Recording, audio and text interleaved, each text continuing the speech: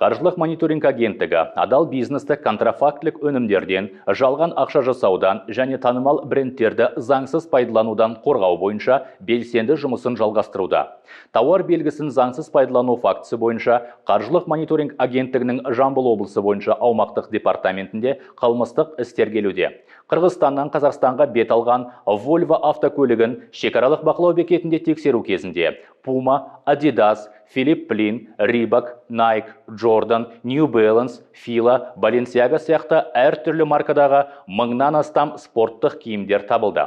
Тауардың жоғары аталған брендтерге қатыстылығын анықтау және залалды бағалау үшін Puma корпорациясының өкілі IP Choice заң компаниясы жауапкершілігі шектеулі серіктестігі тартылды.